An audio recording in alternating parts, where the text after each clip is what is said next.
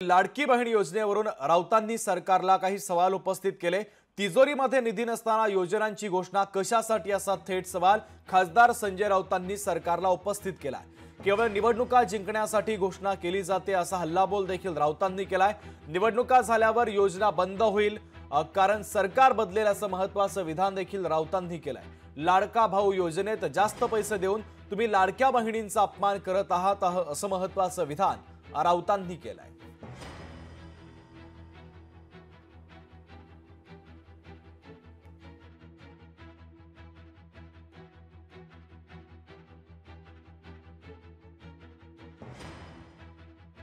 याला आर्थिक बेशिस्त म्हणतात। देश और जब राज्य चलाते हो तो फिनेंशियल डिसिप्लिन होना चाहिए।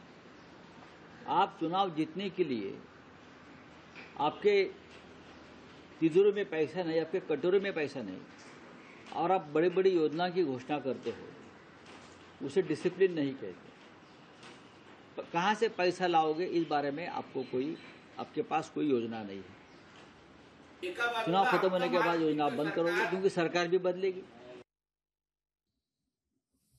लाडली बहीण योजना आणून आपल्याला आर्थिक सक्षम करू पाहते, पण चुकून अगर महाविकास आघाडीचं सरकार आलं तर आपल्याला आर्थिक सक्षम करणारी ही योजना महाविकास आघाडीचं सरकार बंद करेल अशा पद्धतीची मानसिकता या महाविकास आघाडीच्या नेते मंडळींची आहे।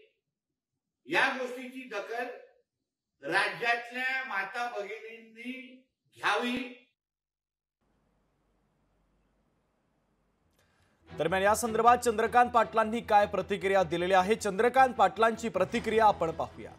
वित्त विभागाने सारखं म्हणायचं असतं की पैसे कमी आहेत, पैसे कमी आहेत, पैसे कमी आहेत, पण म्हणून योजना थांबवायच्या का?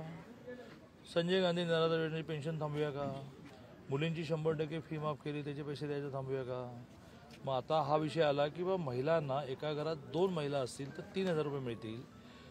10,000 रुपयामध्ये घरं चालवणारी करोडो लोक आहेत, त्यांच्या घरामध्ये ॲडिशनल 3000 ही मोठी दिवाळी आहे। वित्त विभागाला त्यांचं काम करू द्या, महिला बालकल्याण त्यांचं।